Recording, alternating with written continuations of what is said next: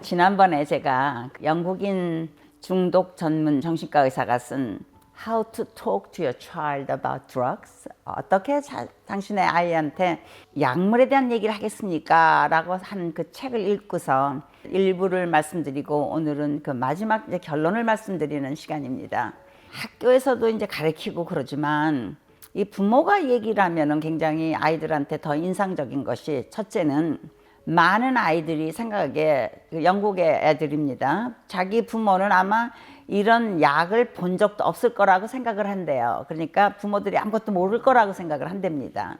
그래서 문제가 있거나 그럴 때는 부모한테 안 오고 이제 딴 데를 나가가지고 헤매게 되는 거죠. 부모가 미리 얘기를 해놓으면은 혹시라도 무슨 문제가 있을 때 아버지한테 올 수가 있고 엄마한테 올 수가 있으니까 그 대신 뭐 강의를 하는 게 아니라 무슨 뭐 그러고 족쳐가지고 뭘 비밀을 알아내려는 그런 게 아니고 정확한 정보를 얻으려면 되게 어디서 알면 된다 라던가 뭐 이런 거 그 정도만 내주면은 언젠가 아이들이 올 수도 있고 안 올 수도 있고요.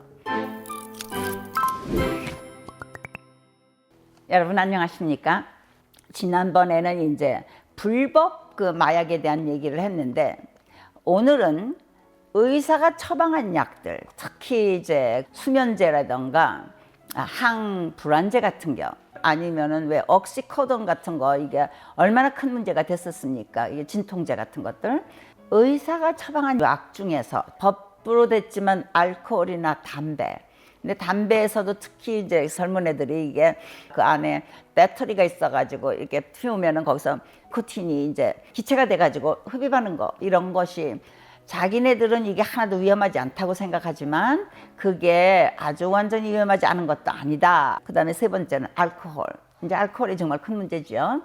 그 프리스크립션 메디슨, 그러니까 처방된 약들은요, 그게 이제 각 나라마다 그 이렇게 어떤 번호까지 정해가지고 굉장히 엄격하게 라이선스를 이제 허가해주고 그래서 쓰는 건데 마켓에 나간 후에도 계속 조사를 합니다. 그래가지고 미국 같은 경우는 부작용이 있거나 그러면요 의사들이 다 보고를 하게 돼 있습니다. 그래서 이런 것에 대해서 계속 그 이제 검사를 하는데 가령 의사가 처방한 것 중에서도 옛날에 다이아몰핀이라는 약이 있었답니다. 그게 뭐냐면 굉장히 그 심한 통증이 있거나 뭐 수술 후라던가 뭐 이럴 때 이제 암 환자라던가 이 약을 썼는데 이게 블랙마켓으로 가가지고 이게 헤로인이 된 거죠.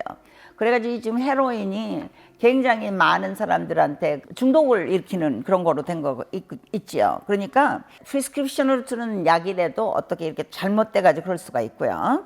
그 다음에 문제가 그 많은 약들을 사람들이 온라인으로 그 컴퓨터로 이렇게 가지고 찍어가지고 그냥 사니까 이게 누가 어디서 파는지 어디서 오는지 잘 모르고 이게 잡혀지지가 않는 거죠. 어떤 것들은요. 그리고 어떤 경우는 그 해당 번호가 있는 그 라이선스가 있어야 되는데 그런 거 없이 의사 그 처방 없이도 그냥 막 이렇게 팔릴 수가 있거든요. 한동안 지금 미국에서 그 뭐 에드럴이라던가 리털린, 컨설타 같은 것들이 많이 부족해졌었어요. 그래가지고 여기 이제 법무부에서 이제 쭉 조사를 했지요. Department of Justice에서 그랬더니 인터넷에서 훈련이 잘 안 된 그러나 라이선스로 있는 사람들을 사용해가지고 이런 약들을 갖다 많이 이제 사람들한테 팔기 시작한 거죠. 그래서 약이 동이 났던 겁니다. 그래서 요즘은 그런 것을 조금 더 이제 컨트롤 하려고 그래요. 그러는데 아직도 문제가 많은 것이 대개는 이런 약을 쓰는 의사들은 정신과 의사나 소아과 의사나 대개는 가정 주치의들이 많거든요. 의사들이 이런 것을 더 많이 쓰진 않는다고 합니다. 그전하고 비슷한데 이제 그렇지 않은 사람들 이렇게 많이 처방을 해가지고 이제 동일한 그런 경우가 있었죠. 그 다음에 지금 담배는 그 영국 같은 데서도 한 70년대 뭐 이때나 60년대 이때는요 인구의 40%가 담배를 피웠답니다. 그러니까 거의 반이 핀 거죠. 그러나 이제 그 다음에 교육을 통해서 그 다음에 사람들이 담배 피는 장소를 갖다 제한하고 여러 가지로 그 법을 바꿔가지고 함부로 이게 큰 스토어에 사람 보이는 데다가 이렇게 진열도 못하게 하고 막 이런 식으로 해가지고 지금 많이 줄어들었는데 담배를 이제 피던 사람들이 그걸 이제 끊으려고 만들어진 게 처음에는 이게 베이퍼입니다. 시가렛은요 그 니코틴 말고도 거기 여러 가지 발암 물질들이 많았습니다. 그래서 암이 됐던 거거든요. 그 안에 들어있는 것들 때문에. 그러면 이 니코틴을 갖다가 이제 분로해가지고 이렇게 흡입하는데, 그럼 이건 완전히 안전하냐? 그렇지가 않답니다. 그 안에 여러 가지 금속 물질도 들어있고, 이게 나중에 어떤 결과를 가져올지 잘 모른다는 거예요. 지금 쓰기 시작한 거기 때문에.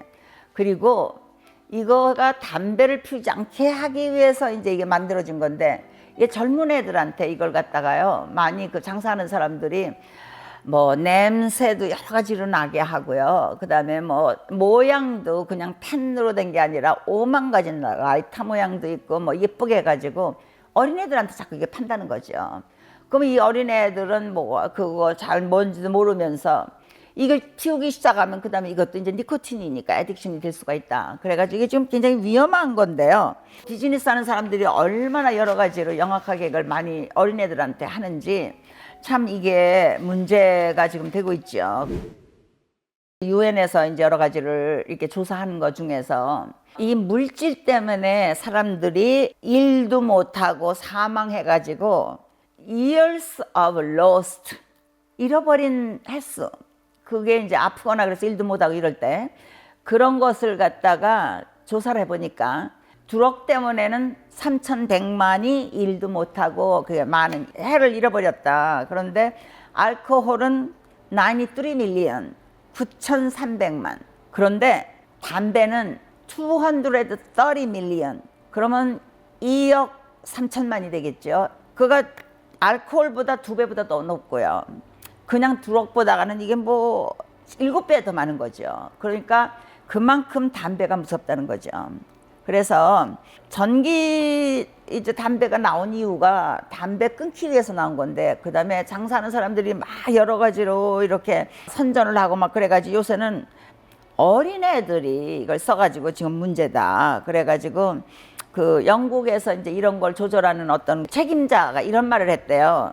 만일 당신이 담배를 피운다면 그러면은 베이핑 is better. 그러면 덜 위험하다. 그런데 보통 때 담배 피우는 사람이 아니면 이거 베이핑 하는 거는 이거는 정말 나쁜 거다. 더군다나 이 장사꾼들이 베이핑을 어린애들한테 갖다 피우게 하는 거, 이건 정말 나쁜 짓이다.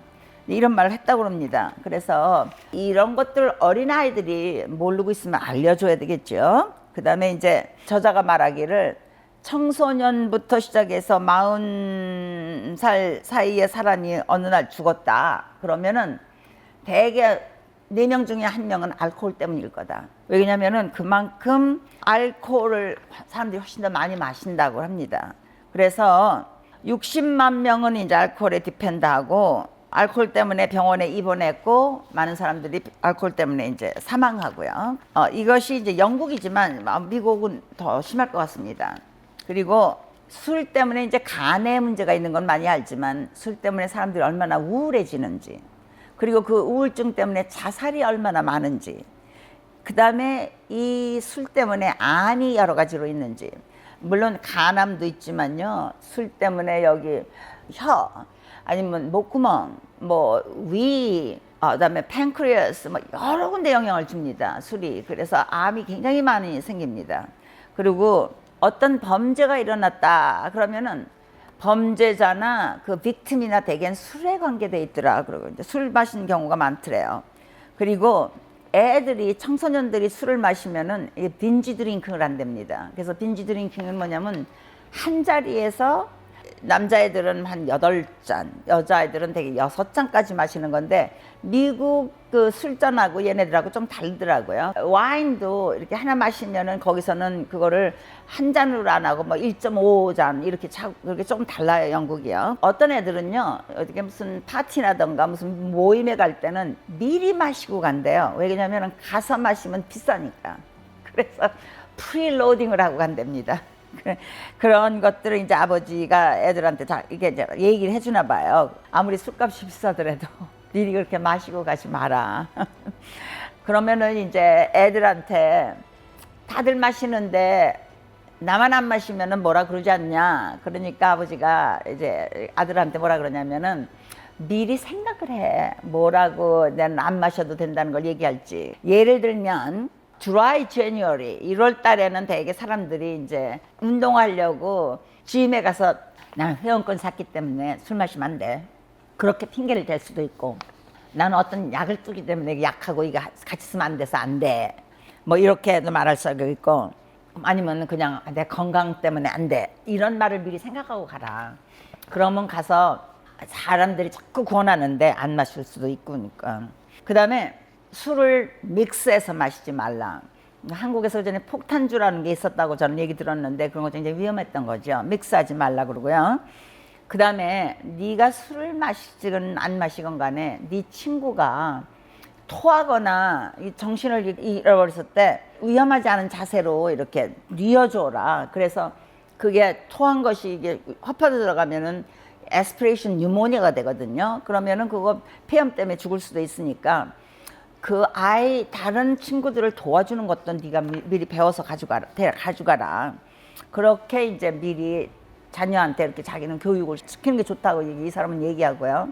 그 다음에 이제 이 사람이 중요하게 생각하는 것이 중독되는 거는 물질만이 아니다. 술이나 담배나 뭐 마약만이 아니라 가장 무서운 것들이 행동에 의한 중독도 무섭다. 그래서 이 사람은 이제 행동에 의해서 오는 중독을 도박, 그러니까 컴퓨터로 해서 하는 도박, 그다음에 게임, 세 번째는 포노그래피, 이제 추나라 그러죠. 그 섹스 영화 같은 거를 이제 보다 보면은 그다음에 이제 자기가 마스터베이션 하고 이제 그러는 건데 이 세 가지는 마약하고 비슷하다는 거죠. 왜 그러냐면 자기가 안 하려고 그래도 자꾸 시작하게 되고 끊으려고 그래도 계속하게 되고 안 하게 되면은 막 클클하고 그다음에 하다 보면은 내상이 생겨가지고 시간이 자꾸 더 늘어나고 그다음에 그 컴퓨터가 고장 났거나 텔레폰이 없을 때는 막 위드로올 증상이 와가지고 불안하고 화나고 막 이런 거 똑같다는 거죠. 마약하고. 그래서 이런 behavior addiction 이제 이게 중요한 건데요. 이 세 가지는 전부 다 인터넷을 통해서 들어가는 거죠. 그래서 요새 젊은 애들은 참 이상하게도 이게 무슨 인터넷이 안 되거나 전화가 없으면은 이게 자기 인권을 갖다 무시당한다고 생각을 하는 것 같다. 휴먼 라이트라고 생각을 하는 것 같은데 이게 좀 웃기는 거죠. 그거 없을 때도 잘 살았었는데 우리 부모들이야 그걸 다 알지 않습니까? 이 자기가 꼭 그걸 하지 않으려고 그래도 이렇게 인터넷 하다 보면은 그 행동을 하게 된다. 그래서 끊으려고 그래도 자꾸 이제 그것 때문에 크레이빙이 생겨서 자꾸 하게 되고 그러고 나면 후회하게 되고 자기 자신에 대해서 미워지고 뭐 이래가지고 문제가 많아지는데 이런 사람들이 그 두뇌 변화가 오는 것도 마약하고 똑같답니다. 그러니까 제가 아까 말씀드렸었죠. 보상회로가 있다고 우리 두뇌는. 그러니까 이 밑에서부터 시작해가지고 두뇌에 이렇게 전체 걸쳐가지고 하나의 회로가 형성돼가지고 본래는 그 동굴에서 살던 우리 옛날 우리 조상들이 맛있는 거 볼 때나 성적인 상대자를 만났을 때 이 두 가지 그런 스티뮬레이션이 있을 때는 막 도파민이 나왔었는데 그 다음에는 이제 그런 거 상관도 안 하게 되고 뭐 술을 쓰는 사람들은 술이 그렇게 만드는데 행동 그 중독이 된 사람들도 게임을 한다던가 뭐 도박을 한다던가 추나를 보는 거를 하면은 이게 막 생기니까 딴 거는 이제 관심이 없어지는 거죠. 먹는 거, 뭐 데이트하는 거 다 관심이 없어지는 것이죠.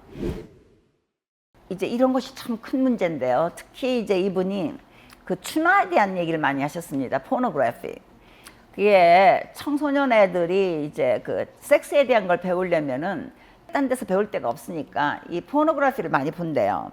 그래서 그걸 보다 보면은 이게 사실은 우리가 인간이 살아가면서 하는 그런 섹슈얼한 액트가 아니고 그거는 판타시고 거기 나온 사람들은 우리 보통 사람들보다 훨씬 미적이라던가 이런 것에서 다르고 그러니까 이런 사람들이 정말 실제로 자기 와이프라던가 걸프렌드하고 오히려 섹스를 하려고 그러면은 실망이 되고 오히려 발기가 부전된답니다. 왜냐하면 자기가 어떤 점에서는 포노그래피에서 본 것처럼 자기도 그 정도로 할 수가 있어야 된다고 생각을 하고 뭐 이러니까 그 프레셔가 굉장한 거죠. 그래서 이 포노그래피가 어른은 괜찮다. 어른이 다 된 사람들이야 뭐 자기가 좋은 거 보고 나쁘면 그만두는 거고, 그러나 어린애들한테 이게 보여지면은 애들한테 큰 영향을 줄 수가 있으니까 어린아이들에게 이게 보이지 않도록 이게 중요하다. 그리고 성인에서는 내게 1 내지 4%의 성인이 이 포노그래피에 중독돼 있다고 합니다. 그리고 딸이라면은, 이건 지금 아들 얘기지만, 딸이라면은 어떻게 이 바운더리를 지키나, 이제 아무리 보이프렌드하고 친하고 그렇더라도 내 몸에 대해서는 내가 리밋 세팅을 할 수 있는 만큼 내가 컨피던스가 있어야 되고, 그것을 say no도 한다던가 say yes 할 수 있는데 자기가 자신감이 있어야 되는 거니까 그런 것을 이제 중요하게 여기는 거고, 그런 것을 가르치라 그랬죠. 그 다음에 이 저자는 만일 아이가 마약을 하는 것 같으면 뭐 마리화나 하면 눈도 빨개지고 공부 성적도 떨어지고 되게 이제 짐작을 하지 않습니까? 그럴 때는 아이한테 이렇게 말할 기회를 좀 주래요. 아이가 그 말을 이제 할 수 있도록 하는데, 그것만이 아니고 아이에 관계되는 다른 사람들하고도 얘기를 하랍니다. 그러니까 아이가 같이 지내는 친구한테도 물어보고, 또 아이가 학교 끝나고 나면은 방과 후에서 이제 그 애프터 스쿨 액티비티 하는 뭐 그 선생님이라던가 거기 이제 운동 주임이라던가 이런 사람들하고도 얘기를 하고, 이제 이런 여러 가지 인포메이션을 받아보고 그 다음에 전문가를 찾아야 되는데, 다음에 10가지 상황에서는 전문가를 꼭 보라고 합니다. 첫째는 아이가 원할 때, 아이가 나 정신과 의사를 봐야 돼요, 아니면 상담사를 만나야 될 때는 빨리 그걸 얘기를 들어가지고 그런 전문가를 찾아서 우선 보이게 하고요. 두 번째는 얘가 클래스 A의 약을 쓸 때, 파워 코케인이나 크랙 코케인 같은 거, 이건 무서운 거니까, 두 번째 헤로인, 암페타민 같은 거, 이거 쓸 때는 혼자서 끊기가 어렵고 생명에도 지장이 올 수 있으니까 그럴 때는 전문가한테 빨리 가고, 그 다음 세 번째는 약을 쓰는데 주사로 쓰는 애들, 그러니까 어떤 애들은 그냥 먹지만 어떤 애들은 오피움 같은 것도 주사로 넣고요. 제 환자 하나에는 어떤 애가 있었냐면은 컨설타나 에드럴 같은 거 캡슐을 주면은 그거를 갖다가 증류수에다 타가지고 자기가 주사로 하는 애가 있었어요. 그건 굉장히 위험한 거죠. 이런 식으로 주사로 약을 쓰는 애들은 이거는 좀 위험하니까 이제 전문가를 봐라. 다음에 아이가 이제 사이코시스. 이게 사이코시스가 뭐 이제 우리가 보통 크레이지라는 건데, 크레이지가 뭐냐면은 바깥에 일어나는 사물하고 내가 생각하는 걸 갖다가 이게 구분을 못하는 경우입니다. 그러니까 예를 들면은 내가 이렇게 차를 타고 가는데 누가 나를 힐끗 쳐다봤다. 그러면 뭐 그럴 수도 있는 거니까 그렇게 생각하는 게 보통 사람인데, 이 어떤 사람은 저 사람이 나를 해치려고 나를 갖다 지금 감시하고 있다. 그러면 이거는 사이코시스가 되는 거죠. 그러니까 그건 위험한 거죠. 그러니까 이런 증상이 있거나 환청, 아니면은 환각, 그러니까 환청이니까 뭐니까 사람 그게 없는데 이렇게 소리가 들리는 것, 그 다음에 뭐가 보이는 것, 이제 이런 거, 그다음 망상. 그러니까 뭐냐면은 이제 false belief입니다. 망상이라는 거는 사실이 아닌데 그걸 믿는 거죠. 가령 예를 들면은 누군가가 나한테 그 2층에 있는 사람이 이제 그 파이프를 통해서 내 변소에다가 뭐 독가스를 보낸다던가 거울로 나를 갖다가 뭐 조사하고 있다던가 이런 게 전부 다 망상입니다. 그런 생각을 하는 거. 이건 아무리 얘기를 해도 못 고칩니다. 그건 치료를 받아야 되죠. 그래서 그런 것들이 다 사이코시스고요. 그 다음에 위험한 행동을 할 때, 예를 들면은 술을 마시고 운전을 한다던가 자기를 보호하는 것이 없이 아무한테나 섹스를 한다던가 그러면 성병을 올 거 아닙니까? 이런 경우. 그 다음에 바이올런트 할 때, 뭐 벽을 막 친다던가 엄마나 아버지한테 막 손을 휘둘른다던가, 이건 빨리 가서 치료를 받아야죠. 그 다음에 과거에도 술이나 마약 그런 문제가 있었으면 빨리 이제 데리고 가야죠. 더 이상 놔두지 말고. 근데 중요한 거는요, 가족 중에서 중독이 된 사람이 있으면은 이게 되게 패밀리가 같이 오는 수가 많습니다. 그럴 때는 그 아까 11살 때 미리 얘기할 때 꼭 얘기를 해주라는 거죠. 가족 중에 우리는 음주 중독자가 있었다던가 아편 중독자가 있었다던가 그때 얘기를 해주라 그러는데, 만일 이때도 비싼 걸 하면은 그때 다시 이제 치료를 받으러 가야죠.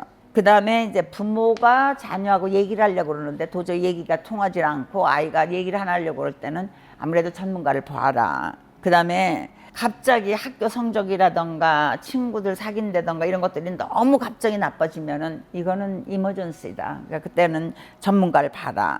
그 다음에 이제 그런 데를 가면은요, 드럭을 테스팅합니다. 그래가지고 요새 무슨 약을 썼나 최근에 걸 알려면은 우선 소변 검사, 그 다음에 혈액 검사, 그 다음에 이 셀라이바, 침 가지고도 할 수 있습니다. 그래서 이런 거를 하면은 최근에 뭐 어떤 걸 썼는지를 알아요. 그런데 이제 한 달 전에 뭐 과거에 어떤 걸 쓰고 있었나 이런 걸 알려면은요, 머리카락을 가지고 합니다. 머리카락을 한 4cm 정도, 그러니까 1.5인치 정도를 잘라가지고 이거를 그런 그 레버러토리에다 보내면은 연락이 온대요. 아, 마리화나 같은 거는요, 이게 쓰면은 마리화나는 이게 지방에 이게 잘 되기 때문에 팻 티슈로 갑니다. 그래서 이 머리카락도 피부거든요. 그러니까 그 피부로 가기 때문에 마리화나 같은 거는 롱 액팅으로 한 달 전에 쓴 것도 여기서 다 나올 수가 있습니다. 그래서 과거에 썼던 것을 알으려면은 이제 머리카락을 보내면 되고요. 그러나 이런 검사를 완전히 100% 믿어서는 또 안 되는 거죠. 왜냐면 어떤 거는 안 썼는데도 썼다고 나올 수도 있고 썼는데도 안 썼다고 나올 수도 있고요. 그리고 특히 화학물질로 만든 캐너비스는요, 이 검사에서 잘 안 나온답니다. 그래서 그 직장에서나 아니면은 뭐 학교나 이런 데서 계속 검사를 받거나 리해빌리테이션 치료받는 데 간 사람들이요, 이런 걸 쓴답니다. 왜냐하면 검사에도 그 네거티브로 나오니까. 그러니까 참 그 한심한 거죠. 가서까지 그러니까. 이제 캐너비스나 헤로인, 그다음에 암페타민, 코케인, 메타돈, 그다음에 이제 벤조 그 약들, 이런 것들은 이제 유린, 오줌이나 이제 침으로 조사할 수도 있고, 펜타닐 이거 굉장히 위험한 거죠. 그것도 그 신테틱하게 만든 그 오피움입니다. 이런 것들 조사 나올 수가 있고요. 그러나 만일 자녀가 나 테스트 안 받겠다 그러면은 그건 부모가 어떻게 할 수가 없습니다. 그건 기부약 해야 돼요. 그래가지고 요즘은 어떤 일이 있냐면은 캘리포니아에서도 뭐 밸리에서 수만 명이 와가지고 음악 페스티벌 같은 거 하고 그러지 않습니까? 한국에서 왜 블랙핑크도 나오고 뭐 얼마 전에 그랬죠. 이런 데서 이제 그 마약들을 많이 한답니다. 그러면은 이 사람들이 와가지고 팔 때는 영 질이 좋지 않은 걸 와서 판다는 거예요. 그래서 요즘은 그 음악 페스티벌을 오거나이즈 하는 사람들이요, 그 사람들을 미리 조사를 한답니다. 그래가지고 나쁜 불량품을 팔지 못하게. 왜냐면 자기네 청중중에서 무슨 문제가 생기면은 자기도 곤란하니까. 근데 이제 그래서 그걸 보고 나서요, 요새는 나이트 클럽이나 이런 데서 춤추는 애들이 뭐 많이 그런 걸 살 수가 있으니까 이런 현실이 이렇다는 것을 말해주고, 그 다음에 이제 이 저자가 마지막으로 부탁하는 거는, 가능하면은 아이가 마약 쓰는 사람 만나기 전에, 아니면 마약하는 사람들이 물건을 주기 전에 이야기를 해라. 둘째는 부모가 정보를 다 알 수는 없다. 그러나 그런 정확한 정보가 있는 소스가 뭔지는 알려줘라. 그 다음에 티네이지 이어를 지나가는 것이 이게 굉장히 어려울 때다. 그때는 감정은 솟구치는데 여기서 그걸 분간할 수 있는 판단력이라던가 이거를 갖다 노할 수 있는 자제력 같은 게 많이 부족할 때다. 그래서 이때가 힘들 때니까 친구는 어떤 친구를 사귀는지, 학교 공부가 지금 어떻게 돌아가고 있는지, 뭐 이런 거를 부모가 좀 잘 관찰해주고 야단치려고 하는 게 아니라 아이를 이해하고 도와주려고 하는데, 만일 아이가 벌써 마약을 시작했다 그러면은 일단은 너무 화를 내거나 뭐 이게 폭풍우 같이 뭐 문제를 일으키지 말고선 침착해라. 왜 그러냐면 아이가 자기가 이제 도움을 받아야 될 때가 되고, 자기가 그걸 받으려면은 올바른 이성을 가져야 되는데 부모가 이렇게 너무 요란을 피우고 그러면 애한테 도움이 안 되는 거죠. 그 다음에 아이가 이제 약을 쓰게 된 원인이 대개는 둘 중에 하나는, 아까 제가 말씀드렸지만 어떤 사람들은 더 해피하기 시작하고 싶어서 쓰는 경우가 있다고 그랬는데, 우린 이런 아이들은 호기심으로, 이 남들이 이걸 쓴다는데 어떤가 싶어서 호기심으로 쓴 건지, 아니면 아이가 뭔가 괴롭고 힘들어서 그거를 줄이기 위해서, 그걸 치료하기 위해서 쓴 건지, 그거부터 알아라. 그래야 되겠죠. 흥미가 있어서 그냥 쓴 거는 그 다음에 이제 대개는 없어지거든요. 그 스탑을 하는데, 내가 우울하고 내가 속상하고 내가 너무 문제가 많아서 약이 나를 도와줄 것 같아서 썼다. 그럼 그거를 갖다가 깊이 파고들어서 아이를 도와줘야 되겠죠. 그러니까 그 원인을 알아야 된다. 그래서 그때는 도움을 받아라. 그리고 제일 중요한 거는 아이가 무슨 일이 있더라도 본인, 부모님들의 정신건강, 부모님들의 육체적인 건강을 지켜라. 부모님들이 건강하지 않으면 아이를 도와줄 수 없다. 그게 제일 중요한 거다. 이제 이것이 그 저자가 하고 싶은 말입니다. 여러분, 두 번에 걸쳐서 우리 아이에게 어떻게 약에 대한 얘기를 할 수 있나라고 쓴 그 영국인 정신과 의사의 이야기를 케임브리지 유니버시티에서 나온 책을 여러분께 소개드렸습니다. 네, 안녕히 계십시오.